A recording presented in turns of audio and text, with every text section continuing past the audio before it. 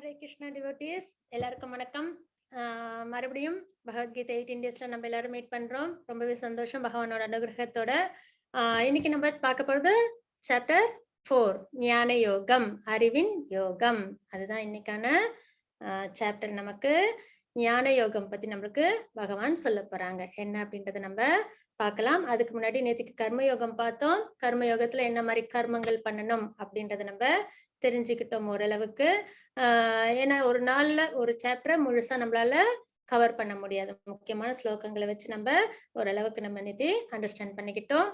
இன்னைக்கு நம்ம ஞான யோகம் பார்க்க போறோம். இதுவுமே ரொம்ப முக்கியமான ஒரு சாப்டர். நம்ம ஞானம் அப்படின்றது நல்லதா இருக்கணும் இல்லைங்களா? ஸ்பிரிச்சுவல் நாலேஜ்ன்றது ரொம்பவே முக்கியம். அதை நம்ம எப்படி எடுத்துக்கணும், அதை நம்ம வாழ்க்கையில எப்படி பயன்படுத்தணும் அப்படின்றத நம்ம இன்னைக்கு தெரிஞ்சுக்க போறோம். இது ரொம்பவே முக்கியமான ஒரு விஷயமும் கூட. ஏன்னா இது தெரியாததுனால தான் நம்ம நிறைய எது சரி தப்பு தெரியாம நம்ம என்டாங்கிள் ஆயிடுறோம். அதனால ஞான யோகம் என்ன அப்படின்றத நம்ம பார்ப்போம். அதுக்கு முன்னாடி நம்ம ஸ்ரீ ராதா கோவிந்தா டேட்டிஸ்க்கு நம்மளோட பிரேயரை சொல்லிடலாம். ஓம் அஞ்ஞானதிமிரந்தஸ்ய ஞானாஞ்சனशलाकया चक्षुरोन्मिलितं येन तस्मै श्रीगुरुवे नमः.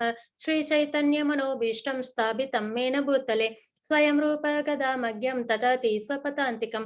वन्देऽहं श्रीगुरुं श्रीयुतपदकमलं श्रीगुरून् वैष्णवांश श्रीरूपं साग्रजातं सहन रघुनाथान्वितं तं सजीवं साद्वैतं सावधूतं परिजनसहितं कृष्णचैतन्यदेवं श्रीराधा कृष्णपादान् सहन ललिता श्रीविशाखान्वितांश. हे कृष्णा करुणा सिंधु दीनबंधो जगत्पते गोपेश गोपिका कांत राधा कांत नमोस्तुते. तप्त कांचन गौरांगी राधे वृंदावनेश्वरी वृषभानुसुते देवी प्रणमामि हरिप्रिये. वाञ्छाकल्पतरुपस्य कृपा सिन्धुभयेव च पतितानां पावनेभ्यो वैष्णवेभ्यो नमो नमः. जय श्री कृष्ण चैतन्य प्रभु नित्यानंद श्री अद्वैत गदाधर श्रीवासादि गौर भक्त वृंद. हरे कृष्णा कृष्ण कृष्ण हरे हरे, हरे राम राम राम हरे हरे. ओम नमो भगवते वासुदेवाय. ओम नमो भगवते वासुदेवाय. ओम नमो भगवते वासुदेवाय. ஹரே கிருஷ்ண டிவோட்டீஸ், நம்ம இன்னைக்கு சாப்டர் 4 பார்க்க போறோம். அதுக்கு முன்னாடி 3வது அத்தியாயத்தோட சுருக்கம் என்ன அப்படின்றத நம்ம பார்த்துடலாம். அதுல நேற்றுக்கு நம்ம கர்மயோகம் பார்த்தோம். அதுல துரத்தல் அல்லது செயல் அப்படின்றத அர்ஜுனர் வந்து கேக்குறாங்க. ஏன்னா செகண்ட் சாப்டர் அப்போ நான் வந்து என்ன சொன்னாங்க பகவான், நிஷ்காம கர்ம யோகா பத்தி பேசினாங்க இல்லைங்களா? அப்போ செயல் செய்யணுமா செய்யக்கூடாதா, அதாவது புத்தி யோகத்துல ஒரு சில விஷயங்களை பகவான் வந்து எக்ஸ்பிளைன் பண்ணாங்க. அதுக்கப்புறம் ஸ்திதமுனி அவங்கள பத்தியும் வந்து பகவான் வந்து எக்ஸ்பிளைன் பண்ணாங்க. அதெல்லாம் கேட்டதுக்கு அப்புறம் அர்ஜுனருக்கு ஒரு சந்தேகம் வந்துருச்சு. செயல் செய்யணுமா இல்ல கூடாதா, துரத்தல் அது வந்து சிறந்ததா அப்படின்றத கேக்குறாங்க. அப்போ வந்து பகவான் வந்து என்ன சொல்றாங்க, அதுக்கு வந்து நிஷ்காம கர்மயோகா சிறந்தது அப்படின்றத பகவான் வந்து சொல்றாங்க.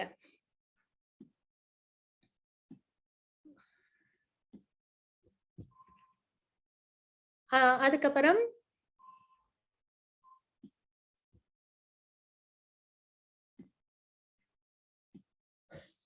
அதுக்கப்புறம் பாத்தீங்கன்னா கர்மகாண்டா. அது வந்து என்னன்னா, அதாவது இப்போ நிஷ்காம கர்மயோகா பண்ணணும். அப்படி பண்ணல அப்படின்னா அதுக்கப்புறம் என்ன ஸ்டெப்ஸ் அப்படின்னு பார்த்தோம்னா கர்மகாண்டா. கர்மகாண்டன்றது ஏதாவது ஒண்ணு எதிர்பார்த்து ஃப்ரூட்டிவ் ரிசல்ட்ஸை எதிர்பார்த்து செய்யற விஷயம். அது கொஞ்சம் கொஞ்சமா என்ன ஆகும், நம்மளுக்கு நல்ல ஒரு வளர்ச்சியை கொடுத்து அதுக்கப்புறம் அது என்ன பண்ணும், நிஷ்காம கர்மயோகாக்கு நம்மள கொண்டு வரும் அப்படின்றதை நம்ம பார்த்தோம். எடுத்துக்காட்டாக வழிநடத்துங்கள். அதாவது எப்படி இருக்கணும் நம்ம, அதாவது ஒரு சிறந்த டிவோட்டி எடுத்துக்காட்டா இருக்கணும். அர்ஜுனர் வந்து என்ன சொன்னாங்க, நான் போர் செய்யணுமா கூடாதா அப்படின்னு ஒரு இது சந்தேகம் வந்தது இல்லைங்களா?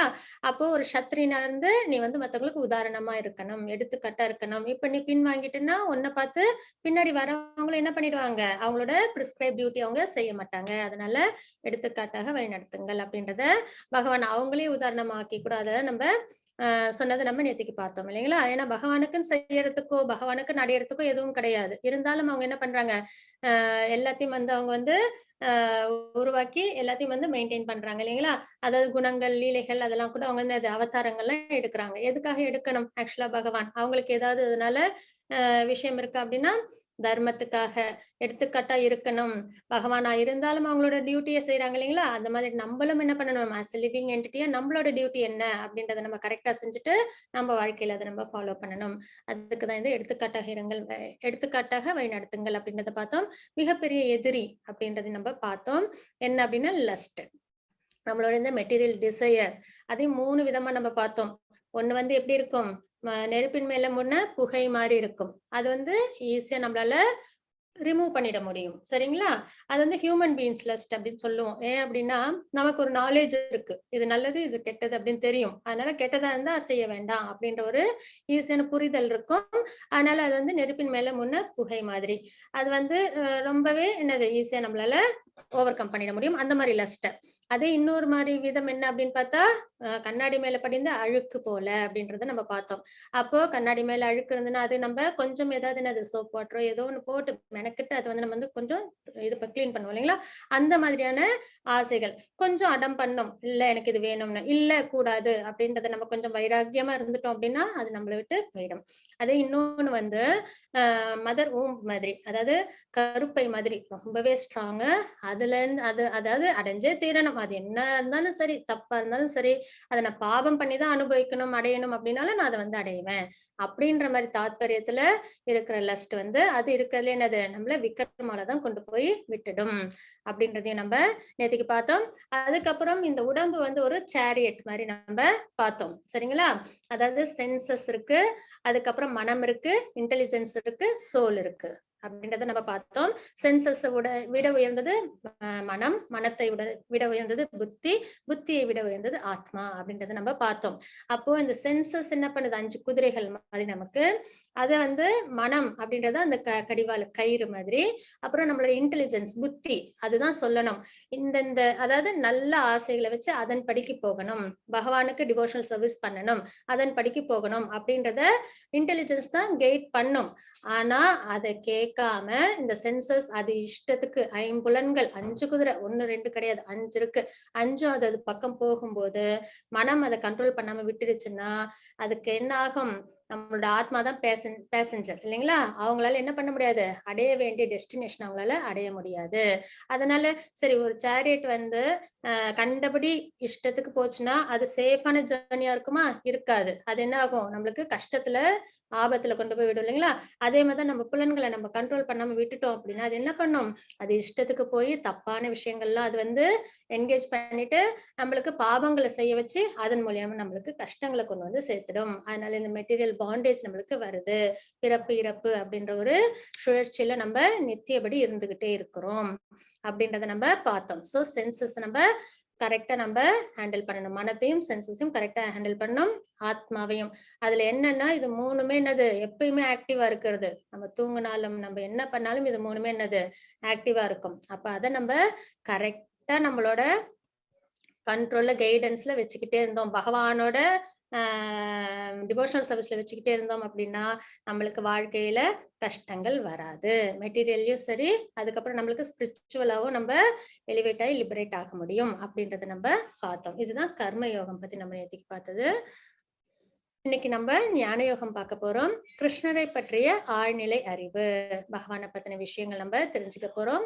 4.1 to 10 வரைக்கும் ஏவம் பரம்பர பிராப்தம் அப்படின்ற விஷயம் மூலியமா கிருஷ்ணர் அனைத்து பாதைகளின் குறிக்கோளாகவும் வர்ணாசிரம அமைப்பை உருவாக்கியவராகவும் இருக்கிறார் அப்படின்றத நம்ம பார்க்க போறோம்.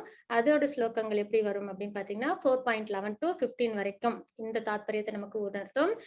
யதா மாம் பிரபாதியந்தே அப்படின்ற ஸ்லோகம் மூலியம் நல்லா புரிஞ்சுக்க முடியும். கர்மயோகத்தை பத்தி இங்க விளக்கம் சொல்லுவாங்க. அது வந்து 4.16 to 24 கர்மனோஹி அபி போத்தத்வம் அப்படின்ற வார்த்தையின் மூலியமா நம்மளால புரிஞ்சுக்க முடியும். தியாகங்கள் ஆழ்நிலை அறிவுக்கு வழிவகுத்தல் அப்படின்றத நம்ம பாக்குறோம். அது வந்து 4.25 to 33 வரைக்கும் ஞான யஞ பரந்தப அப்படின்ற ஸ்லோகத்தின் மூலமா நம்மளால அண்டர்ஸ்டாண்ட் பண்ணிக்க முடியும். ஆழ்நிலை அறிவின் சுருக்கம் அது என்னன்றத 4.34 to 4.242 வரைக்கும் பார்ப்போம். தத்விதி பிரணிபாத்தேன அப்படின்ற வார்த்தையின் மூலமா நம்மளால அண்டர்ஸ்டாண்ட் பண்ணிக்க முடியும். இதெல்லாம் நம்ம இப்போ வர ஸ்லைட்ஸ்ல நம்ம பார்க்கலாம். ஹரே கிருஷ்ணா. ஹரே கிருஷ்ணா லலிதா மாதாஜி. 4. ஹரே கிருஷ்ணா. हरे कृष्ण माताजी. हरे कृष्ण माताजी. प्रणाम. प्रणाम. 4.1. ஆமா மாதாஜி. ओम श्री परमात्मने नमः. अथ चतुर्थोऽध्यायः. श्री भगवानुवाच इमं विवस्वते योगं प्रोक्तवानहमव्ययं विवस्वान् मनवे प्राह मनुरिक्ष्वा कवे ब्रवीत्. हरे कृष्णा. ஹரே கிருஷ்ண மாதாஜி. புருஷோத்தமரான முழுமுதற் கடவுள் ஸ்ரீ கிருஷ்ணர் கூறினார், அழிவற்ற இந்த யோக விஞ்ஞானத்தை நான் சூரிய தேவனான விவஸ்வானுக்கு உபதேசித்தேன். விவஸ்வான் மனித குல தந்தையான மனுவுக்கும் மனு இஷ்வாகு மன்னனுக்கும் இதனை முறையே உபதேசித்தனர் அப்படின்றத இந்த ஸ்லோகம் மூலியமா நம்மளுக்கு சொல்றாங்க. சரிங்களா? இப்ப என்ன சொல்றாங்க இங்க பகவான் அப்படின்னு பாத்தீங்கன்னா, இந்த பகவத்கீதை ஞானம் இருக்கு இல்லைங்களா, அது முத அர்ஜுனருக்கு கொடுத்தது இல்ல. இதுக்கு முன்னாடியே யாருக்கு சொல்லியிருக்காங்க பகவான்? பகவான் வந்து விவஸ்வான் சூரிய கடவுளுக்கு சொல்லியிருக்காங்க. சரிங்களா? அப்புறம் விவஸ்வான் யாருக்கு கொடுத்தாங்க அப்படின்னு பார்த்தா மனு யாருன்னு பாத்தீங்கன்னா அதாவது ஃபாதர் ஆஃப் மேன்கைண்ட் அப்படின்னு வந்து நம்ம சொல்லுவோம். அதாவது பிரம்மா, மகாவிஷ்ணு என்ன பண்ணாங்க? கர்ப்போதய கஷாய விஷ்ணு பிரம்மாவை படைச்சாங்க. பிரம்மா வந்து ரிஷிகள் எல்லாரையும் 4 குமாரர்கள் ரிஷிகள் எல்லாரையும் வரிசையா படைச்சுக்கிட்டே இருந்தாங்க. அதுக்கப்புறம் மனுக்கள் படைக்க ஆரம்பிச்சாங்க. மனுக்கள்ல இருந்துதான் இந்த ஹியூமன் இதெல்லாம் வந்து வந்தது அப்படின்றதுதான் தாத்பரியம். அப்படின்னும் போது விவஸ்வான் யாருக்கு கொடுத்தாங்கன்னா மனுவுக்கு கொடுத்தாங்க. மனு யாருக்கு கொடுத்தாங்கன்னு பாத்தீங்கன்னா இஷ்வாகு. இந்த இது வந்து உங்களை எல்லாருக்கும் அநேகமா தெரிஞ்சதாதான் இருக்கும். ராமர் பிறந்த வம்சம் இஷ்வாகு அப்படின்றது. நம்ம அதாவது வந்து சூரிய குலம் தான். அதான் விவஸ்வான்றது சூரிய கடவுள். அவங்களோட குலத்துல வந்து இஷ்வாகு மன்னன் அவங்களுக்கு கொடுத்தாங்க. அதை அப்படியே முறையே எல்லாரும் தெரிஞ்சுக்கிட்டு வந்தாங்க அப்படின்றத பகவான் சொல்றாங்க. அப்ப பகவத்கீதை முதல்ல யாருக்கு சொல்லப்பட்டது அப்படின்னு பாத்தீங்கன்னா சூரிய கடவுளுக்கு சொல்லப்பட்டது, விவஸ்வான் அவங்களுக்கு சொல்லப்பட்டது அப்படின்றது இந்த ஸ்லோகத்துல நம்ம தெரிஞ்சுக்கிறோம். ஹரே கிருஷ்ண மாதாஜி. 4.2. ஹரே கிருஷ்ணா. ஹரே கிருஷ்ணா. சேஞ்ச் பண்ணல. சேஞ்ச் ஆகலீங்களா? ஏவம் பரம். ஹரே கிருஷ்ணா. ஏவம் பரம்பரா பிராப்தம் இமம் ராஜர்ஷயோ விதுஹு சகாலே நேஹ மஹதா யோகோ நஷ்ட பரந்தப. ஹரே கிருஷ்ணா. ஹரே கிருஷ்ண மாதாஜி. உன்னதமான இவ்விஞ்ஞானம் சீடர்களின் சங்கிலி தொடர் மூலமாக பெறப்பட்டு அவ்வாறே புனிதமான மன்னர்களால் உணரப்பட்டது. ஆனால் காலப்போக்கில் இத்தொடர் விட்டு போகவே இவ்விஞ்ஞானம் மறைந்து விட்டதை போல தோன்றுகின்றது அப்படின்றதுங்க பகவான் சொல்றாங்க. என்னன்னா இத வந்து யாருக்கு கொடுத்தாங்க? விவஸ்வானுக்கு அப்புறம் மனுவுக்கு அப்புறம் இஷ்வாகு மன்னன் அப்படியே வந்துட்டே இருந்தது இல்லைங்களா? அது கொஞ்ச நாள்ல என்ன ஆச்சு அப்படின்னு பாத்தீங்கன்னா அது அந்த சங்கிலி தொடர் வந்து நின்னுடுச்சு. ஏதோ ஒரு காரணத்தினால அது அதோட ஸ்டாப் ஆயிடுச்சு. அடுத்தடுத்த தலைமுறைகளுக்கு அது வராம போயிடுச்சு அப்படின்றத இங்க வந்து சொல்றாங்க. அதனால அதுக்கு அடுத்தது என்ன பண்ணாங்க அப்படின்னா அது அர்ஜுனருக்கு அவங்க கொடுத்தாங்க. அதுக்கு முன்னாடி நம்ம இந்த 4 பரம்பரை என்ன அப்படின்றத நம்ம பாத்துருவோம். எப்பயுமே நம்ம நாலேஜ் தெரிஞ்சுக்கிறோம். ஸ்பிரிச்சுவல் நாலேஜ்னா அது போனஃபைடா தான் இருக்கணும். போனஃபைட் ஸ்பிரிச்சுவல் பரம்பரா அதுல இருந்து தெரிஞ்சுக்கிறது தான் உகந்தது. அதுதான் ரெகக்னைஸ்ட், சாஸ்திர முறைப்படி சொன்னது அப்படின்றத நம்ம தெரிஞ்சுக்கிட்டு அதன் மூலியமா தான் நம்ம என்ன பண்ணணும்? நம்ம ஸ்பிரிச்சுவல் நாலேஜை கெயின் பண்ணணும். அப்படின்னு பார்க்கும்போது பகவான் வந்து யாருக்கெல்லாம் இந்த நாலேஜை கொடுத்தாங்க அப்படின்னு பாத்தீங்கன்னா பிரம்மாக்கு கொடுத்தாங்க. பிரம்மாவில இருந்து மத்வாச்சாரியர் அந்த வழியில வந்தது. அதுதான் இஷ்கானும் ஃபாலோ பண்றது கௌடிய சம்பிரதாயம். அதுக்கப்புறம் பகவான் வந்து ஸ்ரீலக்ஷ்மிக்கு கொடுத்தாங்க. அது அப்படியே ராமானுஜாச்சாரியர் வழியா அது இப்ப வரைக்கும் அத்தன்டிகேட்டடா இருந்துட்டு இருக்கு. ஸ்ரீ சம்பிரதாயம் அப்படின்றத நம்ம சொல்லலாம். எல்லாமே அத்தன்டிகேட்டட் தான். எல்லா சம்பிரதாயமே போனஃபைடு இது சம்பிரதாயம் தான். அதுக்கப்புறம் சிவனுக்கு கொடுத்தாங்க. சிவன் வந்து விஷ்ணு சுவாமி அப்படின்றவங்களுக்கு கொடுத்தாங்க. அவங்க மூலியமா வர சம்பிரதாயம் இது. அதுக்கப்புறம் வந்து சனத்குமாரர்கள், பிரம்மாவோட 4 குமாரர்கள் இருக்காங்க இல்லைங்களா, அவங்களுக்கு கொடுத்தாங்க. அவங்கள்ல இருந்து நிம்பகாச்சாரியர் அப்படின்றவங்க மூலியமா அந்த பரம்பரை அப்படியே வழியா வந்துட்டு இருக்கு. அப்ப நம்ம ஸ்பிரிச்சுவலா ப்ராக்ரஸ் ஆகணும், கரெக்டான வழியில நம்ம போகணும் அப்படின்னா இந்த 4 சம்பிரதாயத்துல ஒரு சம்பிரதாயத்தை நம்ம அவசியம் ஃபாலோ பண்ணணும். கண்டிப்பா நம்மளால கிருஷ்ணரை அடைய முடியும். ஏன்னா அவங்கதான் சுப்ரீம் பர்சனாலிட்டி ஆஃப் காட் அப்படின்றத நம்மளால புரிஞ்சுக்க முடியும். அது இப்ப பாத்தீங்கன்னா இங்க இப்படிதான். அதாவது கிருஷ்ணர், கிருஷ்ணால இருந்து பிரம்மர், பிரம்மால இருந்து நாரதர், நாரதருக்கு அப்புறம் இவங்க வியாசதேவர் வருவாங்க. அதுக்கப்புறம் மத்வாச்சாரியர், அப்படியே பரம்பரையில வந்து சைத்தன்ய மகாபிரபுலாம் வருவாங்க. இவங்க எல்லாம் பாத்தீங்கன்னா இவங்க ஸ்ரீல பிரபுபாதா, இது அவங்களோட குரு, இவங்க அவங்களோட குரு, அப்படியே வரிசையா வந்துட்டே இருப்பாங்க. இப்போ பிரபுபாதாவோட டீச்சிங்ஸ் வழியா, இப்போ உள்ள ஆச்சாரியர்கள் வழியா இப்ப நம்ம எல்லாம் தெரிஞ்சுக்கிறோம்.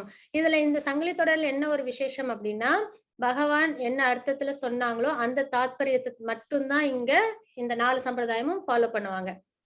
இங்க நடுவுல யாராவது ஆச்சாரியர்கள் வந்து ஏதாவது மாற்றங்கள் கொடுக்க முடியுமான்னு அப்படிலாம் ஒரு விஷயம் நடக்காது. எப்பயுமே பகவான் சொன்னது அந்த அந்த இது ஃபோக்கஸ் வந்து அதுலதான் இருக்கும். அதுல ரொம்பவே ஸ்ட்ரிக்டா இருப்பாங்க. அதனாலதான் சம்பிரதாயப்படி டிவோஷனல் சர்வீஸ் பண்றவங்களாம் பாத்தீங்கன்னா ரொம்ப ஆச்சாரம் அனுஷ்டானம் அதெல்லாம் வந்து ரொம்ப கரெக்டா ஃபாலோ பண்ணிட்டு வருவாங்க. டக்குன்னு வந்துட்டு புதுசா ஏதோ ஒன்று இன்க்ளூட் பண்றோம் அப்படின்றது இந்த 4 சம்பிரதாயத்திலயும் செய்ய மாட்டாங்க. சரிங்களா?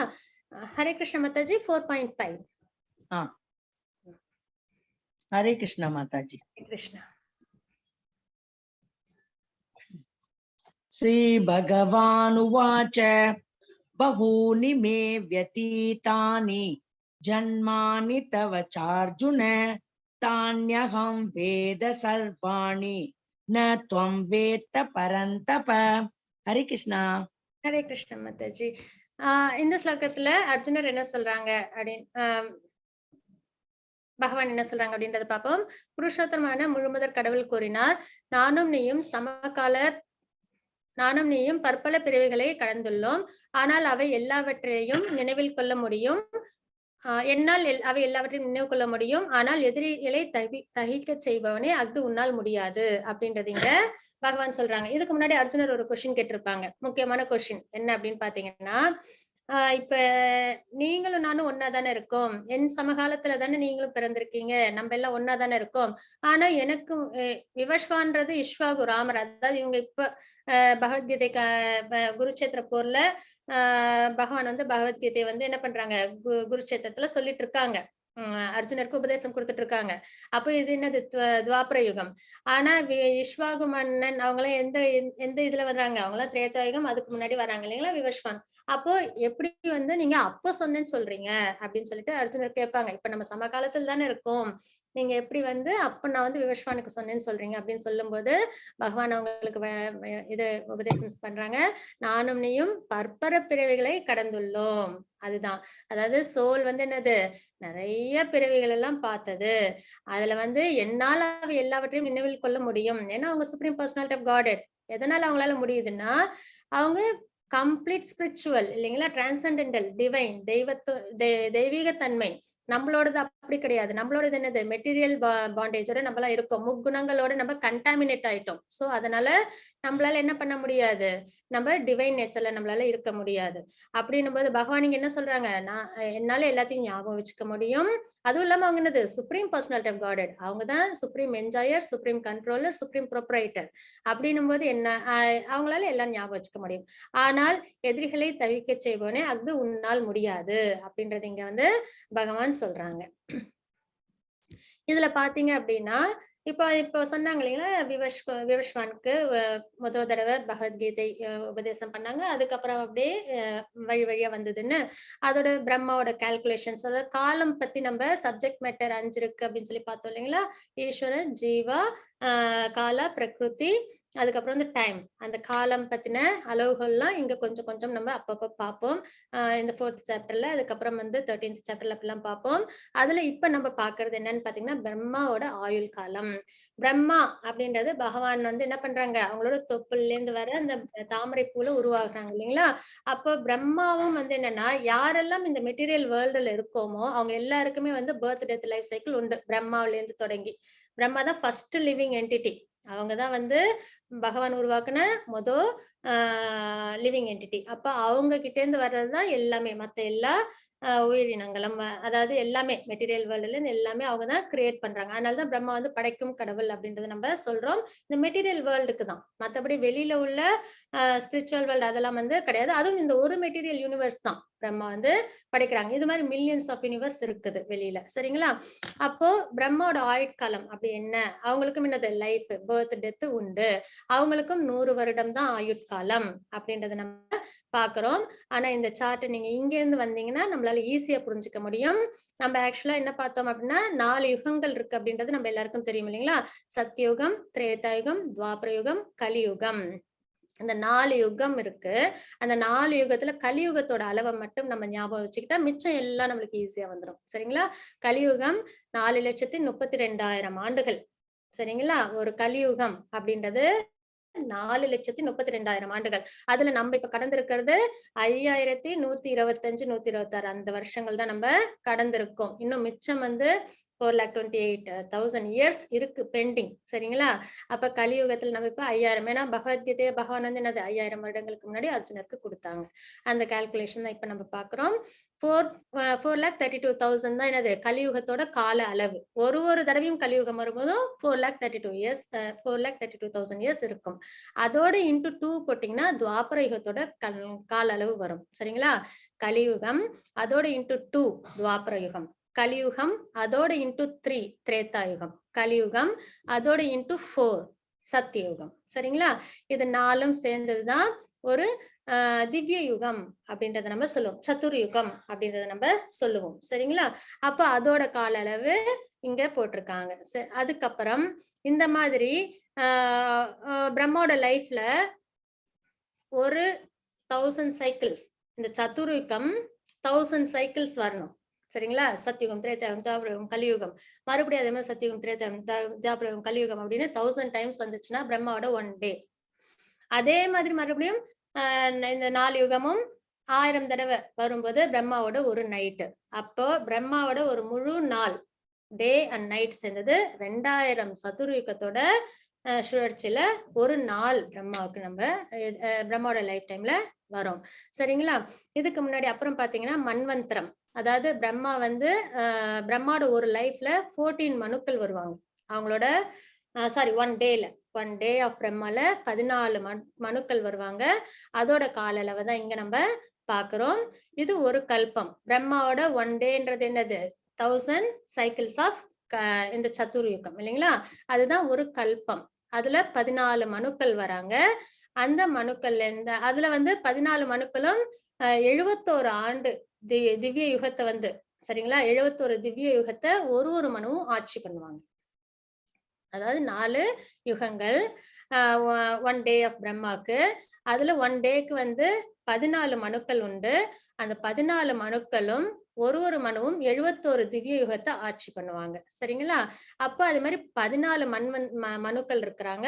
அவங்களோட சேரும்போது அது வந்து ஒரு கல்பம் ஆகுது.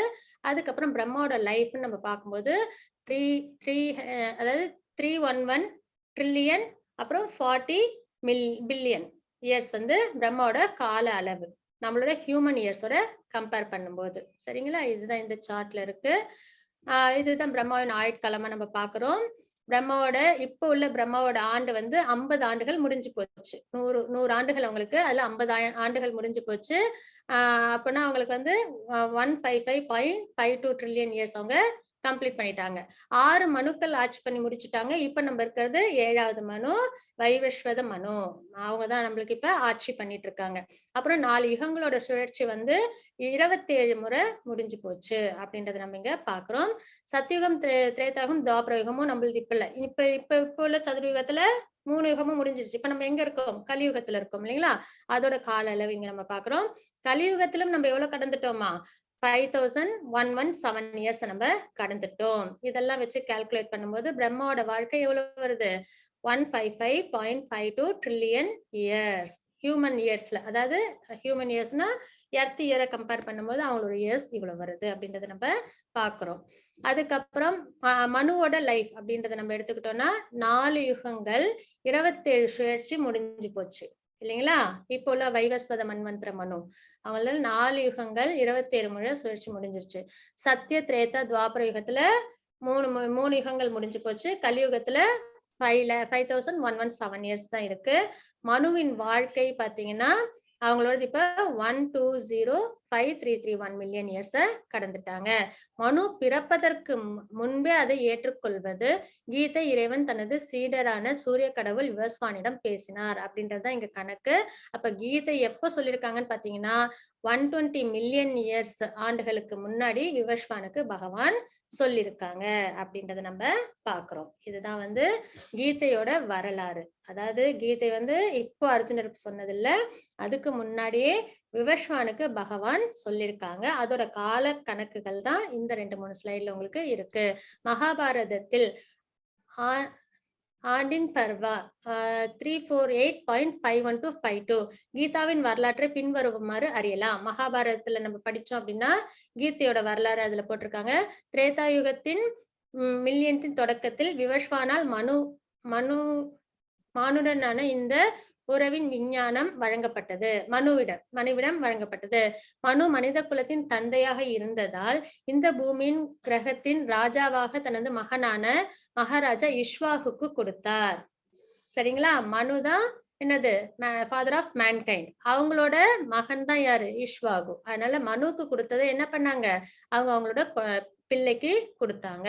ராமச்சந்திரர் தோன்றிய ரகுவம்சத்தின் முன்னோடி ஆகையால் மகாராஜா இஷ்வாவின் காலத்தில் இருந்தே மனித சமூகத்தில் பகவத்கீதை இருந்தது.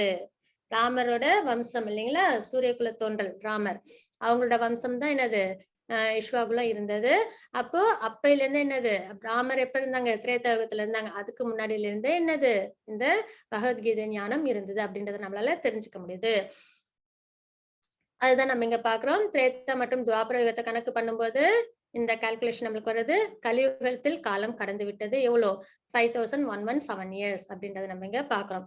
கீதை பூமியில் வந்தது 2 மில்லியன் ஆண்டுகளுக்கு முன்பு அப்படின்றத இங்க நம்ம பாக்குறோம். இது வந்து ஆண்டுகள், அதாவது பிரம்மாவோட ஆயுட்காலம் இந்த எர்த் இயர்ஸோட கம்பேர் பண்ணும்போது நம்ம இருக்கிறோம் இல்லைங்களா, ஒரு வருடம் அப்படின்ட்டு, அந்த இயர்ஸோட பிரம்மாவோட காலத்தை நம்ம கணக்கு பண்ணும்போது பிரம்மாவோட ஒரு நாள் எவ்வளவு வருது அப்படின்றது இங்க போட்டிருக்காங்க. பிரம்மாவோட ஒரு மணி நேரம் எவ்வளவு ஆண்டுகள் அப்படின்றத போட்டிருக்காங்க. பிரம்மாவின் ஒரு நிமிடம் எத்தனை ஆண்டுகள் அப்படின்றத போட்டிருக்காங்க. பிரம்மாவின் ஒரு நொடி அப்படின்றத 1,00,000 ஆண்டுகள் நம்மளோட எர்த் இயர்ஸ்ல நம்ம பாக்குறோம். சரிங்களா? ஹரே கிருஷ்ண மாதாஜி. 4.6. ஹரே கிருஷ்ணா. அஜோபி சன்னவ்யாத்மா பூதாநாமீஸ்வரோபி சன் பிரகிருதிம் ஸ்வாமதிஷ்டாய சம்பவாம்யாத்ம மாயையா. ஹரே கிருஷ்ணா. ஹரே கிருஷ்ண மாதாஜி. நான் பிறப்பற்றவனாக இருந்தாலும் எனது திவ்யமான உடல் அழிவற்றதாக இருந்தாலும் உயிர்வாழிகள் அனைவரும் நானே இறைவனாக இருந்தாலும் நான் எனது சுயமான திவ்ய உருவில் ஒவ்வொரு யுகத்திலும் தோன்றுகின்றேன் அப்படின்றது இங்க கிருஷ்ணர் சொல்றாங்க. கிருஷ்ணரோட அவதார ரகசியம். நான் பிறப்பற்றவனாக இருந்தாலும் அவங்களுக்கு என்னது பிறப்பு இறப்பு கிடையாது இல்லைங்களா? தனது திவ்யமான உடல் அழிவற்றதாக இருந்தாலும் அவங்களோட உடம்பு எப்படி? Divine nature. நம்மளது மாதிரி கிராஸ் பாடி அப்படிலாம் கிடையாது. தெய்வீகமான உடல். உயிர்வாழிகள் அனைவருக்கும் நானே இறைவனாக இருந்தாலும் அவங்கதான் எல்லாருக்கும் எனது சுப்ரீம் பர்சனாலிட்டி ஆஃப் காடட். நான் எனது சுயமான திவ்ய உருவில் ஒவ்வொரு யுகத்திலும் தோன்றுகின்றேன். அப்படி இருந்தும் என்ன பண்றாங்க பகவான்? ஒரு யுகத்திலும் அவங்க வந்து அவதாரம் எடுக்கிறாங்க அப்படின்றத நம்ம இங்க பாக்குறோம். ஹரே கிருஷ்ண மாதாஜி. 4.7. ஹரே கிருஷ்ணா. யதா யதா ஹி தர்மஸ்ய க்ளானிர்பவதி பாரத அப்யுத்தானம் அதர்மஸ்ய ததாத்மானம் சுஜாம்யஹம். ஹரே கிருஷ்ணா. ஹரே கிருஷ்ண மாதாஜி. எப்பொழுதெல்லாம் எங்கெல்லாம் தர்மம் சீர்குலைந்து அதர்மம் ஆதிக்கம் செலுத்துகின்றதோ பரதகுல தோன்றலே அப்பொழுதெல்லாம் நான் தோன்றுகின்றேன். ஒரு மில்லியனம் இது ஒரு யுகத்துக்குள்ளும் தோன்ற அப்படின்னு இந்த ஸ்லோகத்துல சொன்னாங்க இல்லைங்களா? நான் எனது சுய திவ்யமான உருவில் ஒவ்வொரு யுகத்திலும் தோன்றுகின்றேன். அப்ப எப்பெல்லாம் தோன்றாங்க, எப்பெல்லாம் அவதாரம் பண்றாங்க அப்படின்னு பார்க்கும்போது எப்பொழுதெல்லாம் எங்கெல்லாம் தர்மம் சீர்குலைந்து அதர்மம் ஆதிக்கம் செலுத்துகின்றதோ பரதகுல தோன்றலே அப்பொழுதெல்லாம் நான் தோன்றுகின்றேன் அப்படின்றது இங்க பகவான் சொல்றாங்க. சரிங்களா? இப்ப பாத்தீங்கன்னா கிருஷ்ணாவதாரம் எப்ப எடுத்தாங்க? நிறைய என்னது டீமன்ஸ் வந்து பூமிக்கு பாரமா இருந்தப்பையும் கம்சன் வந்து என்ன பண்ணாங்க? அவங்களோட சொந்த தங்கையே அவங்க இது பண்ணாங்க இல்லைங்களா? வதம் பண்ண போனாங்க இல்லைங்களா? அப்போ என்ன பண்ணாங்க? பகவான் அதர்மம் தலை தூக்கி ஓங்கி இருக்கும்போது என்ன பண்ணுவாங்க? அவங்க அவதாரம் எடுக்கிறாங்க அப்படின்றத நம்ம பாக்குறோம். ஹரே கிருஷ்ண மாதாஜி 4.8. ஹரே கிருஷ்ணா. பரித்ராணாய சாதூனாம் விநாசாய ச துஷ்கிருதாம் தர்ம சம்ஸ்தாபனார்த்தாய சம்பவாமி யுகே யுகே. ஹரே கிருஷ்ணா. ஹரே கிருஷ்ண மாதாஜி. பக்தர்களை காத்து துஷ்டர்களை அழித்து தர்மத்தின் கொள்கைகளை மீண்டும் நிலைநிறுத்துவதற்காக நானே யுகம் தோறும் தோன்றுகின்றேன். 3 காரணம். பகவான் அவதாரம் எடுக்கிறதுக்கு 3 காரணங்கள் இருக்கு. என்னென்ன காரணங்கள் அப்படின்னு பாத்தீங்கன்னா, பக்தர்களை காப்பாத்துறதுக்காக, சாதுக்கள் அதாவது ரொம்ப சாதுவா இருக்காங்க இல்லைங்களா, அவங்களை எல்லாம் காப்பாத்துறதுக்காக பக்தர்களை காத்து, துஷ்டர்களை அழித்து, யாரெல்லாம் டீமன்ஸ் எல்லாம் இருக்காங்க இல்லைங்களா, எல்லாரையும் கஷ்டப்படுத்திட்டு அவங்க எல்லாம் அழிக்கிறதுக்காக, தர்மத்தின் கொள்கைகளை மீண்டும் நிலைநிறுத்துவதற்காக. அதாவது எப்பயுமே டீமன்ஸ் அதிகமா இருந்தாங்கன்னா என்ன ஆகும், அதர்மம் தான் மேலோங்கி இருக்கும். அப்போ தர்மம் என்ன ஆயிடும், சீர்குலைஞ்சிருக்கும். அந்த தர்மத்தை மறுபடியும் ரீஎஸ்டாப்ளிஷ் பண்றதுக்காக அப்படின்றது இங்க பகவான் சொல்றாங்க. அப்ப பகவானோட அவதாரங்களுக்கு 3 காரணங்கள். ஒண்ணு பக்தர்களை சாதுக்களை பாதுகாக்கிறதுக்கு, அதுக்கப்புறம் துஷ்டர்களை அழிக்கிறதுக்கு, டீமன்ஸ் அழிக்கிறதுக்கு, அதுக்கப்புறம் தர்மத்தை நிலைநிறுத்துறதுக்கு அப்படின்றத நம்ம இங்க பாக்குறோம். ஹரே கிருஷ்ண மாதாஜி 4.9. ஹரே கிருஷ்ணா. ஜன்ம கர்ம ச மே திவ்யம் ஏவ யோ வேத்தி தத்வதः த்யக்த்வா தேகம் புனர்ஜன்ம நைதி மாமேதி சோர்ஜுன. ஹரே கிருஷ்ணா. ஹரே கிருஷ்ண மாதாஜி. எனது தோற்றமும் செயல்களும் திவ்யமானவை என்பதை எவனொருவன் அறிகின்றானோ அவன் இந்த உடலை விட்ட பின் மீண்டும் இப்பௌதீக உலகில் பிறப்பு எடுப்பதில்லை அர்ஜுனா.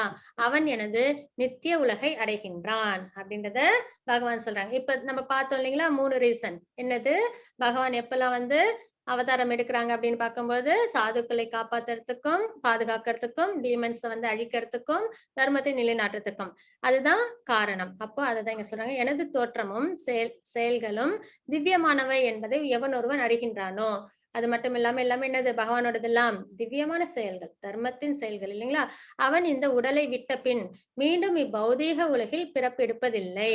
இந்த தாத்பரியத்தை தெரியும் போது பகவானை பத்தின முழுமையான நாலேஜ் அவங்களுக்கு கிடைச்சிடுது. அப்போ அந்த நாலேஜ், செல்ஃப் ரியலைசேஷன் கிடைக்கும் போது அவங்க என்ன பண்ணிடுறாங்க, இந்த உலகத்துல மறுபடியும் பிறக்கிறதுக்கு பிறப்பெடுப்பதில்லை அப்படின்றத இங்க பகவான் சொல்றாங்க. அர்ஜுனா, அவன் என்னது நித்திய உலகை அடைகின்றான். பகவானோட ஸ்பிரிச்சுவல் அபோர் என்னது, வைகுண்டம், கோலோகம். அங்க லிபரேட் ஆகி போறாங்க அப்படின்றது இங்க பகவானே சொல்லிடுறாங்க. அதுக்கப்புறம் பாத்தீங்கன்னா, கிருஷ்ணருக்கும் நம்ம அனைவருக்கும் உள்ள வித்தியாசம் அப்படின்றத நம்ம பார்க்க போறோம். இது பாத்தீங்கன்னா சோலுக்கும் சூப்பர் சோலுக்குமான வித்தியாசங்கள். சரிங்களா. பகவான் சுப்ரீம், நம்ம என்னது லிவிங் என்டிட்டி. அதாவது அவங்க விபூதி, அதாவது சுப்ரீம் சூப்பர் சோல், எல்லாத்தையும் படைச்சவங்க அவங்க, எல்லாத்துக்கும் கண்ட்ரோல் பண்றவங்க அவங்க. அப்படின்ற பட்சத்துல நம்ம என்னது ரொம்ப லிவிங் என்டிட்டி. அதுதான் நான் சொல்லுவேன் எப்பயுமே ஒரு அனாலஜி, கிங் இருக்காங்க அவங்களும் ஹியூமன், நம்மளும் லிவிங் சிட்டிசனும் ஹியூமன். ஆனால் ஒரு கிங்கோட அவங்களோட செல்வ செழிப்பு, அவங்களோட power, controlling power, ruling capacity, அதெல்லாம் ஒரு சாதாரண பாமர மனிதனுக்கு இருக்குமா அப்படின்னா கிடையாது. ஆனா அவங்க 2 பேருமே ஹியூமன் தான். பட் அவங்களுக்குள்ள நிறைய வித்தியாசங்கள் இருக்கு இல்லைங்களா. அதே மாதிரிதான் சுப்ரீம் பர்சன்ட் ஆஃப் காடுக்கும் லிவிங் என்டிட்டிக்கும் உள்ள வித்தியாசம். கிருஷ்ணரின் வடிவம் ஆன்மீகமானது, நம் அனைவரின் வடிவம் தற்காலிகமானது அப்படின்றத நம்ம இங்க பாக்குறோம். இப்ப கிருஷ்ணருக்கு பாத்தீங்கன்னா ஒரே இதுதான் சச்சித்தானந்தம், அந்த ஒரு ரூபம் தான். ஆனா இங்க பாத்தீங்க நமக்குன்னா சச்சித்தானந்தம் சோலோட நேச்சர். அதுக்கப்புறம் ஷட்டில் பாடின்னு ஒண்ணு இருக்கும். அது என்னன்னா மைண்ட், ஃபால்ஸுகோ, இன்டெலிஜென்ஸ் அதெல்லாம் சேர்ந்த ஒரு லேயர் இருக்கும். அதுக்கப்புறம் பாத்தீங்கன்னா கிராஸ் பாடி, அதுதான் இந்த பஞ்சபூதங்கள்னால ஆனது, எர்த், ஃபயர், வாட்டர், ஈத்தர், அதனால செய்யப்பட்ட கிராஸ் பாடி. சரிங்களா. பஞ்சபூதத்தில் ஆனது ஒண்ணு. அதுக்கப்புறம் ஷட்டில் பாடி, அதுதான் என்னன்னு பாத்தீங்கன்னா மைண்ட், இன்டெலிஜென்ஸ், ஃபால்ஸ் ஈகோ இதெல்லாம் சேர்ந்ததுதான்.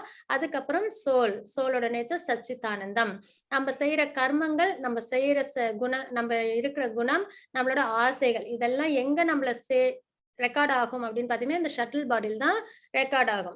நம்ம இந்த கிராஸ் பாடியை விட்டுட்டு இறக்குற தருவாயில இந்த கிராஸ் பாடியை விட்டுட்டு நம்ம அடுத்த பிறவி நம்மளுக்கு ஒண்ணு இருக்கு அப்படின்னா, அப்போ நம்மளோட கர்மங்கள் நம்மளோட வருது இல்லைங்களா. நம்ம செய்யற செயல்கள், நம்ம குணங்கள், நம்ம ஆசைகள், அது இந்த ஷட்டில் பாடியில தான் ஸ்டோர் ஆயிடும். அப்ப அதுக்கு ஏத்த மாதிரி இந்த ஆன்மா என்ன பண்ணும், இன்னொரு உடலை அது போய் தேர்ந்தெடுக்கும். சரிங்களா? இன்னொரு பிறவி அதுக்கு கிடைக்கும்.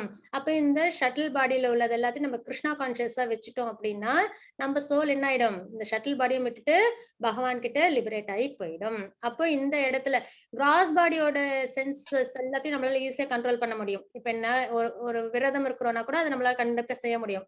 ஆனா இந்த ஷட்டில் பாடியோட நேச்சர் இருக்கு இல்லைங்களா, குணம், செயல், அதுக்கப்புறம் வந்து ஆசை. இதுதான் ரொம்ப சேலஞ்சிங்கான ஒரு விஷயம். அதனாலதான் நம்மளால என்ன பண்ண முடியல, இந்த கிராஸ் பாடி கூட நம்மளுக்கு ஒரு ஒரு பிறவிலையும் மாறிடும் ஈஸியா. ஆனா இந்த ஷட்டில் பாடி நம்மளை விட்டு அவ்வளவு ஈஸியா போகாது. ஏன்னா அது ரொம்ப ஸ்ட்ராங் நேச்சர்ல இருக்கும். அதுதான் இந்த மெட்டீரியல் பாண்டிங்ல இருந்து நம்ம எடுத்துட்டு வரதான் நம்மளால என்ன பண்ண முடியும், சோல் வந்து டிவைன் நேச்சருக்கு வரும் அப்படின்றத நம்ம இங்க பாக்குறோம். சோ பகவானுக்கு ஒரே ஒரு தெய்வீகமான உடல் தான், சச்சிதானந்தம் தான். நம்மளோட சோலும் ஸ்பிரிட் தான். ஆனா அது எதோட கண்டாமினேட் ஆயிடுது, அது வந்து இந்த குணங்கள்ல கண்டாமினேட் ஆயிடுது. அதனால நம்மளுக்கு இந்த 3 லேயரா இருக்கு அப்படின்றதையும் நம்ம இங்க பாக்குறோம். ஹரே கிருஷ்ண மாதாஜி. 4.10. ஹரே கிருஷ்ணா. வீதராக பய குரோதா மன்மயா மாமுபாசிதாः பகவோ ஞான தபசா பூதா மத் பாவமகாதாः. ஹரே கிருஷ்ணா. ஹரே கிருஷ்ண மாதாஜி. பற்றுதல், பயம், கோபம் இவற்றிலிருந்து விடுபட்டு முழுதும் எண்ணில் லயித்து என்னை சரணமடைந்த பற்பல நபர்கள் என்னை பற்றிய அறிவால் இதற்கு முன் தூய்மை அடைந்துள்ளனர்.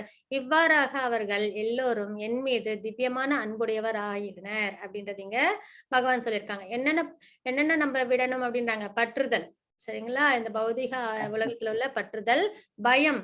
யார் ஒருத்தவங்க கிருஷ்ண பக்தியில இருக்காங்களோ அவங்களுக்கு பயம் இருக்காது, கோபம் இருக்காது அப்படின்றத சொல்றாங்க. அப்படி இருந்ததுன்னா என்ன ஆயிடும், நம்ம இந்த மெட்டீரியல் பாண்டேஜ்ல இருக்கோம், கிருஷ்ண பக்தியில நம்ம சிறந்து இல்லைன்றது அர்த்தம். பற்றுதல், பயம், கோபம் இவற்றிலிருந்து விடுபட்டு முழுதும் எண்ணில் லயித்து எப்பயும் பகவானோட டிவோஷனல் சர்வீஸ்ல பகவானோட சிந்தனையை லயித்து என்னை சரணமடைந்த பற்பல நபர்கள் என்னை பற்றிய அறிவால் இதற்கு முன் தூய்மை அடைந்துள்ளனர். நிறைய பாத்தீங்கன்னா ஆச்சாரியர்கள்லாம் இருக்காங்க இல்லைங்களா, நிறைய பியூர் டிவோட்டிஸ். நம்ம அதான் இதெல்லாம் பாக்குறோம் இல்லைங்களா, பாகவதத்துல நிறைய டிவோட்டிஸோடது. அந்த மாதிரி எல்லாரும் என்ன பண்ணிருக்காங்க, இந்த பற்றுதல்ல இருந்து விடுபட்டு பகவானோட நிச்சயமா லயிச்சு என்ன ஆகுறாங்க, அவங்க அவங்க வந்து திவ்யமான பகவானை அடையிறாங்க. இவ்வாறாக அவர்கள் எல்லோரும் என் மீது திவ்யமான அன்புடையவர்கள் ஆயினர் அப்படின்றது இங்க பகவான் சொல்றாங்க. அதுதான் நம்ம நிறைய பாக்குறோம் இல்லைங்களா, அம்பரீஷ் மகாராஜ், பிரகலாத் மகாராஜ், அவங்கள நம்ம உதாரணமா எடுத்துக்கலாம். ஹரே கிருஷ்ண மாதாஜி. ஹரே கிருஷ்ணா மாதாஜி. ஸ்லோகம் நம்பர் இதுல இல்லையே. யதா மாம் இருக்கு, நான் படிக்கிறேன்.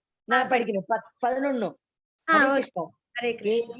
ये यथा मां प्रपद्यन्ते तांस्तथैव भजाम्यहम् मम वर्त्मानुवर्तन्ते मनुष्या पार्थ सर्वशः.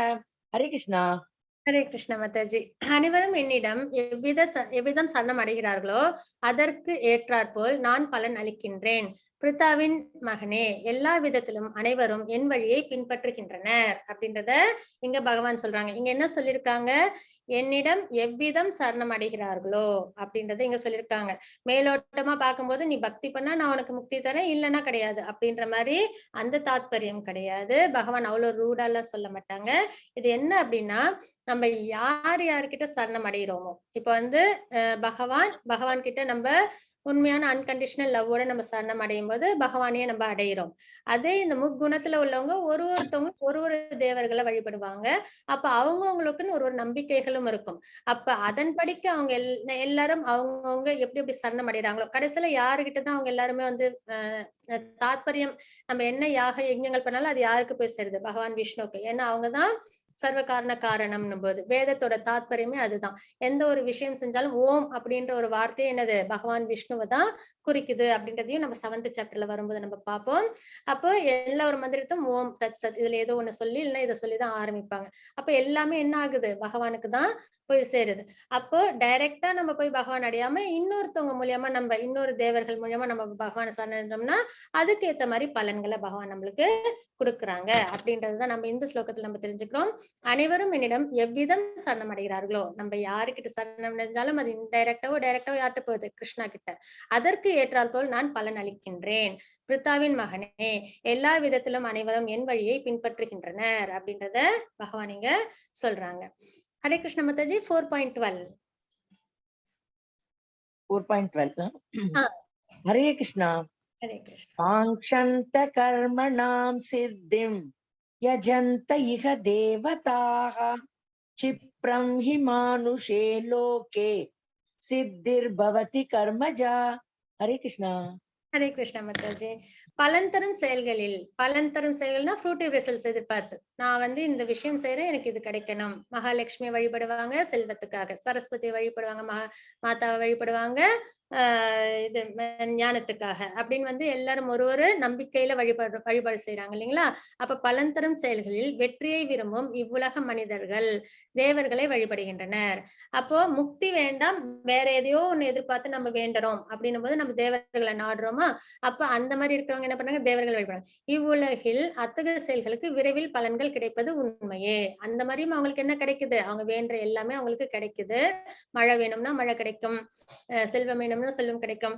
ஆனா இது எல்லாத்துக்கும் காரணம் யாரு? இவங்க எல்லாருமே யாரால உருவாக்கப்பட்டாங்க அப்படின்னு பாத்தீங்கன்னா கிருஷ்ணரால உருவாக்கப்பட்டாங்க. நம்ம இப்ப இவங்க கிட்ட நம்ம கேட்டாலும் அது யார் வழியா நம்மளுக்கு கிடைக்குது? அனுகிரகம் பகவான் கிருஷ்ணர் கிட்ட இருந்து கிடைக்குது. அதுதான் இதுக்கு முன்னாடி உள்ள ஸ்லோகத்துல சொன்னாங்க. எல்லா விதத்திலும் அனைவரும் என் வழியை பின்பற்றுகின்றனர் அப்படின்றது இங்க நம்ம பார்த்தோம். சரிங்களா? ஹரே கிருஷ்ண மாதாஜி 4.13. ஹரே கிருஷ்ணா. சாதுர்வர்ண்யம் மயா சிருஷ்டம் குணகர்ம விபாகசஹ தஸ்ய கர்த்தாரமபி மாம் வித்ய கர்த்தாரமவ்யம். ஹரே கிருஷ்ணா. ஹரே கிருஷ்ண மாதாஜி. 3 வித இயற்கை குணங்களுக்கும் அவற்றின் செயல்களுக்கும் ஏற்ப மனித சமூகத்தின் 4 வகை பிரிவுகள் என்னால் ஏற்படுத்தப்பட்டன. இம்முறையை படைத்தவன் நானே ஆயினும் மாற்றமற்ற எனது செயல்களுக்கு அப்பாற்பட்டவனாக அறிந்து கொள். அதாவது 4 அதாவது வர்ணாசிரமம் நம்ம பார்த்தோம் இல்லைங்களா? இன்னைக்கு நம்ம வர்ணாசிரமம் டிஸ்கஸ் பண்ணுவோம் அப்படின்னு பார்த்தோம் இல்லைங்களா? அப்ப வர்ணாசிரமம் அப்படின்னு வரும்போது 3 வித இயற்கை குணங்களுக்கு ஏத்த மாதிரி, அதாவது பிராமணர்கள், சத்திரியர்கள், வைசியர்கள், சூத்திரர்கள் அப்படின்னு 4 பிரிவு. ஒரு சமுதாயம் எடுத்துக்கிட்டோம்னா இந்த 4 பிரிவும் இருக்கும். பிராமணர்கள்ன்றவங்க நாலேஜ், அதாவது எது வந்து தர்மம் அப்படின்றதெல்லாம் அவங்க நல்லா தெரிஞ்சுக்கிட்டு வேதத்தை நல்லா தெரிஞ்சவங்களா இருப்பாங்க. அப்போ சத்திரியன் அவங்க என்ன பண்ணுவாங்க? நாட்டை ஆட்சி பண்ணுவாங்க. பிராமணர்களோட அறிவுரையின் பேர்ல தர்மத்தின் வழியில ஆட்சி பண்ணுவாங்க.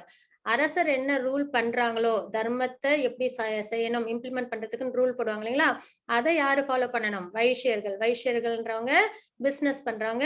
சூத்ரர்கள் அப்படின்றவங்க அவங்க வந்து எல்லாருக்கும் பணிவிடை செய்யறாங்க. சரிங்களா? இவங்க எல்லாருமே. அப்ப இந்த மாதிரி ஒரு சிஸ்டம் தான் என்னது அப்போ இருந்தது. அப்போ இந்த மாதிரி ஒரு இது வந்து எப்படி குணங்களின் அடிப்படையில வந்துச்சு. அதாவது வேதங்கள்லாம் கற்றறிறாங்க இல்லைங்களா? இவங்க வந்து குட்னஸ், மோட் ஆஃப் குட்னஸ்ல, சத்திரியர்கள் வந்து மோட் ஆஃப் பேஷன், அந்த ரஜோகுணம் இருக்கும். அதே வந்து வைசியர்களுக்கு வந்து ரஜோகுணமும் தமோ குணமும் கலந்திருக்கும். சூத்திரர்களுக்கு தமோ குணம் வந்து இருக்கும் அப்படின்றத நம்ம இங்க பாக்குறோம். 3 வித இயற்கை குணங்களுக்கும் அவற்றின் செயல்களுக்கும் ஏற்ப மனித சமூகத்தின் 4 வகை பிரிவுகள் என்னால் ஏற்படுத்தப்பட்டன அப்படின்றத நம்ம இங்க பாக்குறோம். இம்முறையை படைத்தவன் நானே ஆயினும் மாற்றமற்ற எனது செயல்களுக்கு அப்பாற்பட்டவனாக அறிந்து கொள். இதெல்லாம் படைச்சது கிருஷ்ணர். ஆனா இந்த முக்குணங்களுக்கும் பகவானுக்கும் பாண்டேஜ் உண்டானா கிடையாது. அவங்க வந்து மாயாவை கிரியேட் பண்ணவங்க, கண்ட்ரோல் பண்றவங்க. நம்ம அந்த முக்குணங்களுக்கு நம்ம கண்ட்ரோல் ஆகுறவங்க. சரிங்களா? அதுதான் வித்தியாசம். ஹரே கிருஷ்ண மாதாஜி 4.14. மாதாஜி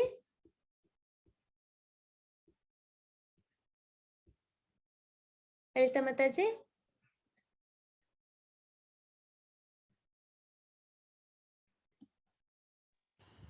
லலிதா மாதாஜி படிக்கிறேன். 14. ஹரே கிருஷ்ணா. நமாம் கர்மாணி லிம்பந்தி நமே கர்ம ஃபலே ஸ்பிருஹா இதி மாம் யோபிஜானாதி கர்மர்பின ந பத்யதே. ஹரே கிருஷ்ணா. ஹரே கிருஷ்ண மாதாஜி. என்னை பாதிக்கும் செயல் என்று எதுவும் இல்லை, செயல்களின் பலனை நான் விரும்புவதும் இல்லை. என்னை பற்றிய இவ்வுண்மையை அறிபவனும் செயல்களின் விளைவுகளால் பாதிக்கப்பட மாட்டான் அப்படின்றதுங்க நம்ம பாக்குறோம். சரிங்களா? என்னை பாதிக்கும் செயல் என்று எதுவும் இல்லை. எந்த ஒரு செயலும் என்னது, அதாவது பகவானுக்கு இந்த முக்குணங்கள் கிடையாது. டிரான்சென்டென்டல், தெய்வீகமான திவ்யமான விஷயம் தான் அவங்களது எல்லாமே. செயல்களின் பலன்களை நான் விரும்புவதும் இல்லை. அவங்க என்னது, எந்த செயலுக்கான பலனும் அவங்களுக்கு எதிர்பார்த்து பண்றதில்லை. என்னை பற்றிய இவ்வுண்மையை அறிபவனும் செயல்களின் விளைவுகளால் பாதிக்கப்பட மாட்டான். இதை யாரு ரினவுன்ஸ்டு, இதுக்கு பேர் தான் ரினவுன்ஸ்டா இருக்கிறது, பற்றற்ற தன்மையில இருக்கிறது. இந்த புரிஞ்சவங்க என்ன பண்ணுவாங்க, பகவானை ஃபாலோ பண்ணுவாங்க இல்லைங்களா? அப்ப அவங்களும் என்ன பண்ணுவாங்க, அவங்களாலையும் என்ன பண்ண முடியாது, இந்த செயல்கள்னால அவங்களாலையும் பாதிப்படைய முடியாது அப்படின்றத நம்ம இங்க பாக்குறோம். என்ன சொல்லியிருக்காங்க இந்த ஸ்லோகத்தில்னா, என்னை பாதிக்கும் செயல் என்று எதுவும் இல்லை, செயல்களின் பலனை நான் விரும்புவதும் இல்லை, என்னை பற்றி இவ்வுண்மையை அறிபவனும் செயல்களின் விளைவுகளால் பாதிக்கப்பட மாட்டான் அப்படின்றத இங்க நம்ம புரிஞ்சுக்கிறோம். அப்ப நம்மளும் எப்படி இருக்கணும், நிஷ்காம கர்ம யோகா, ரினவுன்ஸ்டா இருக்கணும். அப்படி இருந்தோம்னா நம்மளுக்கு பற்றுதல் ஏற்படாது. ஹரே கிருஷ்ண மாதாஜி. 4.17. ஹரே கிருஷ்ணா. கர்மணோ ஹ்யபி போத்தவ்யம் பௌத்தவ்யம் ச விகர்மணः அகர்மணश्च பௌத்தவ்யம் கஹனா கர்மணோ கதிஹி. ஹரே கிருஷ்ணா. ஹரே கிருஷ்ண மாதாஜி. செயல்களின் நுணுக்கங்களை உணர்வது மிக கடினம். எனவே கர்மா என்பது என்ன, விகர்மா தடை செய்யப்பட்ட செயல் என்பது என்ன, அகர்மா செயலின்மை என்பது என்ன என்பதை தெளிவாக தெரிந்து கொள்ள வேண்டும். அப்ப செயல் வந்து என்ன பண்ணுது, நம்மளுக்கு பாண்டேஜ் ஏற்படுத்துன்ற நம்ம பார்த்தோம் இல்லைங்களா? அப்ப அதோட நுணுக்கங்களை நம்ம உணரணும். அப்ப கர்மா அப்படின்னா என்ன, செயல் அப்படின்னா என்னன்றதை நம்ம தெரிஞ்சுக்கணும். விகர்மான்றது தடை செய்யப்பட்ட செயல், வேதத்துல செய்யக்கூடாது அப்படின்னு சொன்ன செயல்கள் பேரு விகர்மா. அகர்மான்றது செயலின்மை. செயலின்மைன்றது என்ன அர்த்தத்துல எடுத்துக்கிறோம்னா, மெட்டீரியல் வேர்ல்டுல எதுவும் எதிர்பார்த்து செய்யாம இருக்கிற செயல்கள். அதனால பகவான் மேல பக்தி பண்ற செயல் இருக்கணும். டிவோஷனல் சர்வீஸ் இதுல இன்க்ளூட் ஆகாது. இந்த மெட்டீரியலான விஷயத்துல நம்ம எப்படி இருக்கணும், செயலின்மையா நம்ம இருக்கணும். அகர்மா செயலின்மை என்பது என்ன என்பதை தெளிவாக அறிந்து கொள்ள வேண்டும். இது மூணையும் தெரிஞ்சாதான் நம்மளால என்ன பண்ண முடியும், என்ன மாதிரி செயல்கள் பண்ணணும் அப்படின்றத நம்மளால புரிஞ்சுக்க முடியும் இல்லைங்களா? அப்ப விகர்மவாதி எப்படி இருப்பாங்க அப்படின்னா, வேதங்களை பின்பற்ற மாட்டார்கள். விகர்மானா சின்ஃபுல் ஆக்டிவிட்டிஸ் பண்றவங்க, வேதத்துல செய்யக்கூடாது அப்படின்ற விஷயங்களை செய்யறவங்க. அவங்க வேதங்களை பின்பற்ற மாட்டார்கள். கீழான உயிரினங்களாக மறுபிறப்பு எடுக்கும் ஆபத்து. யார் ஒருத்தவங்க வேதத்துல செய்யக்கூடாதுன்னு சொன்னாங்க, அப்ப அவங்க அதர்மம் செய்யறாங்கன்னு அர்த்தம். அப்ப அவங்களுக்கு என்ன பிறவி கிடைக்கும்னா, கீழான உயிரினங்களாக மறுபிறப்பு எடுக்கும் ஆபத்து இருக்கு அவங்களுக்கு. ஆன்மீகவாதிகளால் ஒற்றுக்கொள்ளப்பட மாட்டாது. ஒரு டிவோஷனல் சர்வீஸ்ல ஒரு டிவோட்டி இந்த விகர்மாவை அவங்க என்னைக்கும் அவங்க வாழ்க்கையில பண்ண மாட்டாங்க. எடுத்த பிறவியின் நோக்கத்தில் தோல்வி. ஒரு ஹியூமன் லைஃப் கிடைக்கிறதுன்றது ரொம்பவே என்னது, சிறந்த ஒரு விஷயம். ஏன்னா இதுல மட்டும்தான் நம்மளுக்கு பகவான் யாருன்னு தெரிஞ்சுக்க முடியும், பக்தி செய்ய முடியும், முக்தியும் அடைய முடியும். இதே வந்து அனிமல்ஸோ பேர்ட்ஸ் எல்லாம் இந்த நாலேஜை வச்சிருக்காது. அப்ப ஹியூமன் லைஃப்ன்றது ரொம்பவே ப்ரீஷியஸான ஒண்ணு. அதை வந்து நம்ம என்ன பண்ணிடுறோம், விகர்மாவா செய்யும் போது இந்த பிறவி எடுத்ததோட நோக்கத்தையே நம்ம வந்து என்ன பண்ணிடுறோம், நம்ம தோல்வி அடைஞ்சிடறோம் அப்படின்றத பாக்குறோம். அதே கர்மவாதி அவங்க எப்படி இருப்பாங்கன்னா, பக்தி உள்ளவர்களா இருப்பாங்க, பக்தி பண்ணுவாங்க, வேதங்களை பின்பற்றுவார்கள், யாகங்கள் யஜ்ஞங்கள் எல்லாத்தையும் பண்ணுவாங்க, சாஸ்திர முறைப்படி பண்ணுவாங்க. ஸ்வர்க்கம் மற்றும் தேவதைகளில் உலகத்தை அடைவர். அவங்க யாருக்கு பண்றாங்க, தேவர்களுக்கு வழிபாடு பண்ணுவாங்க, பகவானுக்கு பண்ணாம தேவர்களுக்கு பண்ணுவாங்க. இறுதியில் ஜட உலகத்தில் திரும்பவும் பிறவி. அந்த மாதிரி அவங்க நல்ல எல்லாமே வேதங்களை பக்தி பண்றாங்க, வேத முறையை பின்பற்றாங்க. ஆனா வந்து அவங்க என்ன பண்ணல, பகவானுக்கான டிவோஷனல் சர்வீஸ் பண்ணல.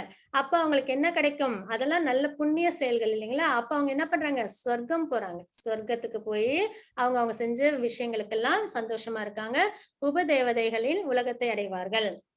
யாரை நோக்கி அவங்க இந்த இது யாகங்கள் யஜ்ஞங்கள்லாம் பண்றாங்களோ அவங்களோட உலகத்தை அவங்க சென்று அடையிறாங்க. அது முடிஞ்சு அந்த ஒரு நல்ல காரியம் செய்யறாங்க இல்லைங்களா? இப்ப நரகத்துல போயிட்டு நித்தியமா நரகத்துல யாரும் இருக்க போறது இல்ல. செஞ்ச தப்புக்கு தண்டனை அனுபவிச்சுட்டு திரும்பி இங்கே பிறவி எடுக்கிறாங்க. அதே மாதிரி செஞ்ச நல்ல நல்ல புண்ணிய காரியங்களுக்கெல்லாம் சொர்க்கத்துல நல்ல சந்தோஷங்களை அனுபவிச்சுட்டு அதுக்கப்புறம் மறுபடியும் என்ன பண்ணுவாங்க, அவங்களும் அந்த புண்ணிய கர்மாவோட பலன் எல்லாம் தீர்ந்ததுக்கு அப்புறம் மறுபடியும் இந்த ஜட உலகத்திலேயே திரும்பி பிறப்பாங்க. ஆனா நல்ல பிறவியா இருக்கும், இவங்களுக்கு வந்து நல்ல பிறவி கிடைக்கும். அப்புறம் ஞானி, அவங்கதான் என்னது, பக்தி அக்கர்மா பண்றவங்க, ஞானத்தின் நிலைக்கு வந்திருப்பவர்கள். ஆத்ம தத்துவம், ஆத்மா உடல் வேறு ஆத்மா வேறுன்னு தெரிஞ்சுட்டு ஆத்மா என்னது, பகவானுக்கு தொண்டு செய்யறதுதான் அதோட கான்ஸ்டியூஷன் பொசிஷன் அப்படின்றதையும் தெரிஞ்சுக்கிட்டு யார் ஒருத்தவங்க பகவானுக்கு டிவோஷனல் சர்வீஸ் பண்றாங்களோ அவங்க அக்கர்மால வருவாங்க. பயன் உலகின் விளைவு மற்றும் மறுபிறப்பின் பொருள் அறிந்தவர்கள். நம்ம இந்த மாதிரி இந்த 2 விஷயமும் பண்ணா மறுபடியும் இந்த உலகத்துல பிறப்போம்னு தெரிஞ்சுட்டு அவங்க என்ன பண்றாங்க, அவங்க ஞானியா இருக்காங்க. பக்தி சேவைக்கு வருபவர்கள் மிகவும் உயர்ந்தவர்கள். பகவானுக்கு தொண்டு செய்யும் போது அவங்க என்ன ஆயிடுறாங்க, மிகவும் உயர்ந்தவர்கள் ஆயிடுறாங்க. அவங்க அதனால முக்தியும் அடையறாங்க. அப்ப 3 கர்மா அதாவது பார்த்தோம். ஒண்ணு வந்து விகர்மா, ஒண்ணு கர்மா, இன்னொன்னு அக்கர்மா. விகர்மான்றது சாஸ்திரத்துல சொன்ன விஷயங்கள் அதாவது செய்யக்கூடாதுன்னு சொன்ன விஷயங்களை செய்யறது. கர்மான்றது பலனை எதிர்பார்த்து தேவர்களை வழிபடுறது. அதே அக்கர்மான்றது பகவானுக்காக செய்யற டிவோஷனல் சர்வீஸ்ல அது வருது. ஹரே கிருஷ்ண மாதாஜி 4.18. 4.18 கர்ம. ஹரே கிருஷ்ணா. கர்மண்ய கர்மய பஷ்யேத் அகர்மணி ச கர்மயः ச புத்திமான் மனுஷ்யேஷு சயுக்த கிருஷ்ண கர்ம கிருத். ஹரே கிருஷ்ணா. ஹரே கிருஷ்ண மாதாஜி. கர்மாவில் அக்கர்மாவையும் அக்கர்மாவில் கர்மாவையும் காண்பவனே மனிதரில் அறிவுடையவன் ஆகின்றான். எல்லாவித செயல்களில் ஈடுபட்டிருந்தாலும் அவன் உன்னத நிலையில் நிலை பெற்றுள்ளான். கர்மாவில அக்கர்மா, கர்மான்றது என்ன, நம்ம செய்யற செயல்கள். அதுல அக்கர்மான்றது பகவானுக்கு செய்யற டிவோஷனல் சர்வீஸ். அக்கர்மா பகவானுக்கு செய்யற டிவோஷனல் சர்வீஸ், அதுலயும் நம்ம கர்மங்கள் இருக்கு. இப்ப நம்ம பிரசாதம் எடுத்துக்கலாம், எக்ஸாம்பிள் எடுத்துட்டு அது கர்மா. நம்ம சாப்பாடு சாப்பிடுறோம், இந்த கிராஸ் பாடிக்கு பக்தி செய்யறதுக்கு இதுதான் என்னது நம்மளுக்கு சாதனம் எடுத்துக்கிறோம், அது கர்மா. அதுல அக்கர்மாவை பாக்குறதுன்னா பகவானுக்கு ஆஃபர் பண்ணிட்டு சாப்பிடுறது. அக்கர்மா நம்ம பிரசாதம் நம்ம சாப்பாடுதான் சாப்பிடுறோம், அதாவது அது என்னது பகவானுக்கு படைச்சிட்டு எடுத்துக்கிறோம், அது வந்து அக்கர்மால வரும். அதுலயும் என்னது கர்மா வந்து அடங்கி இருக்கு. நம்மளும் நம்ம என்ன பண்றோம் அதுலயும் என்ஜாய் பண்றோம் இல்லைங்களா. அப்ப இது ரெண்டுமே என்னது ஒன்னோட ஒண்ணு இது பண்ணி பார்க்கும்போது கர்மாவில் அக்கர்மாவையும் அக்கர்மாவில் கர்மாவையும் காண்பவனே மனிதரில் அறிவுடையவன் ஆகின்றான். அதாவது நம்ம செய்யற செயல் பகவானுக்காக இருக்கணும், அதுதான் இங்க நம்ம பாக்குறோம். எல்லாவித செயல்களில் ஈடுபட்டிருந்தாலும் எத்தனை செயல் வேணாலும் செய்யலாம் நம்ம வாழ்க்கையில நிமிஷத்துக்கு, ஆனால் அது எல்லாமே பகவானுக்காக இருக்கணும். அவன் உன்னத நிலையில் நிலை பெற்றுள்ளான். அப்படி யார் இருக்காங்களோ அவங்கதான் என்னது உன்னத நிலையில அவங்க இருக்காங்க அப்படின்றத நம்ம இங்க பாக்குறோம். ஹரே கிருஷ்ண மாதாஜி 4.34. 4.34 4.34 தத்விதி. ஹரே கிருஷ்ணா. தத்விதி பிரணிபாதேன பரிப்ரஷ்னேன சேவையா உபதேக்ஷந்தி தே ஞானம் ஞானினஸ்தத்வதர்ஷினஹ. ஹரே கிருஷ்ணா. ஹரே கிருஷ்ண மாதாஜி. ஆன்மீக குருவை அணுகி உண்மையை அறிய முயற்சி செய். எப்பயுமே நம்மளா போட்டு ஸ்பெகுலேட் பண்ணிக்க கூடாது, இது சரி அது தப்பு அப்படின்னு நம்மளே போட்டு ஸ்பெகுலேட் பண்ணிக்கிட்டோம்னா நம்மளுக்கு என்னது தாத்பரியம் ஈஸியா புரியாது. அப்ப யார் அணுகணும், ஆன்மீக குருவை அணுகணும். அடக்கத்துடன் அவரிடம் கேள்விகள் கேட்டு அவருக்கு தொண்டு செய்து. எப்படி கேட்கணும், ஒரு ஸ்பிரிச்சுவல் இருக்கிறோம் அப்படின்னா அதுல ஒரு பணிவு, அடக்கத்துடன் அவரிடம் கேள்விகள் கேட்டு அவருக்கு தொண்டு செய்து. உண்மையை கண்டவர்களான தன்னுணர்வை பெற்ற ஆத்மாக்கள் உனக்கு ஞானத்தை அளிக்க முடியும். யாரு தன்னுணர்வை பெற்ற ஆத்மா, குரு, ஸ்பிரிச்சுவல் மாஸ்டர், சரிங்களா. உண்மையை கண்டவரான அவங்கதான் என்னது தாத்பரியம் அப்சல்யூட் ட்ரூத்த பத்தி தெரிஞ்சவங்க, சுப்ரீம் பர்சனாலிட்டி ஆஃப் காட். ஏன்னா சாஸ்திரம் எல்லாம் படிச்சிருப்பாங்க, எல்லா விஷயமும் அவங்களுக்கு தெரியும். உண்மையை கண்டவர்களான தன்னுணர்வு பெற்ற ஆத்மாக்கள், அவங்களாம் யாரு, செல்ஃப் ரியலைஸ்டு பர்சன், உனக்கு ஞானத்தை அளிக்க முடியும். இதை விட்டுட்டு நம்மளே தனியா நான் ஏதோ ஒண்ணு டிவோஷனல் சர்வீஸ் பண்ணோம்னா அது அவ்வளவு உகந்தது கிடையாது. ஏன்னா உண்மையை கண்டவர்கள் மூலமா நம்ம தெரிஞ்சுக்கும் போதுதான் அதோட ஞானத்தை நம்மளால முழுமையா பெற முடியும் அப்படின்றத இங்க சொல்றாங்க. அதுக்கு கிருஷ்ணரே வந்து எடுத்துக்காட்டு, ராமரே எடுத்துக்காட்டு. எப்பயும் பாத்தீங்கன்னா ராமர் வந்து வசிஷ்டர்கிட்ட குருகுலத்துல சென்று பயின்றாங்க. அதே மாதிரி கிருஷ்ணர் வந்து சாந்திப்பு முனி, பலராமும் கிருஷ்ணரும் அவங்க கிட்ட போய் சேவை பண்ணி அவங்க கிட்ட இருந்து என்ன பண்ணாங்க, ஞானத்தை எடுத்துக்கிட்டாங்க. ஆக்சுவலா கிருஷ்ணருக்கு தெரியும் எல்லாமே, சுப்ரீம் பர்சனாலிட்டி ஆஃப் காட். ஆனாலும் அவங்க என்ன பண்ணாங்க, குருகுலம் போனாங்க ராமாவதாரத்துல கிருஷ்ணாவதாரத்துல. எதுக்காக அப்படின்னா நம்ம போன சாப்டர்லயே பார்த்தோம் இல்லைங்களா, எடுத்துக்காட்டா இருக்க வேண்டும் அப்படின்றது.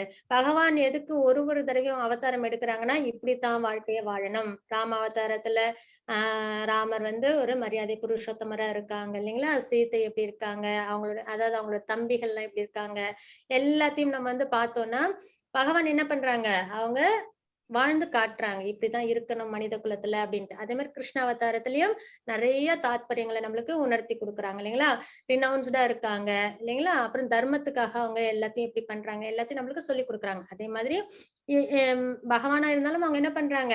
வேதத்தையே அவங்கதான் பிரம்மாவுக்கு கொடுத்தது. ஆனா அவங்களும் என்ன பண்றாங்க? அவதாரம் எடுக்கும்போது குருகுலத்துல சென்று குரு கிட்ட இருந்து ஞானத்தை எடுக்கிறாங்க. அப்படி பகவான் செஞ்சு காமிக்கும் போது நம்மளும் என்ன பண்ணணும்? ஸ்பிரிச்சுவல் மாஸ்டர் கிட்ட இருந்து தான் நம்ம ஆன்மீக ஞானத்தை எடுத்துக்கணுமே தவிர நம்மளே வாழ்க்கையில கடைபிடிக்கிறது அவ்வளவு உசித்தமானது கிடையாது.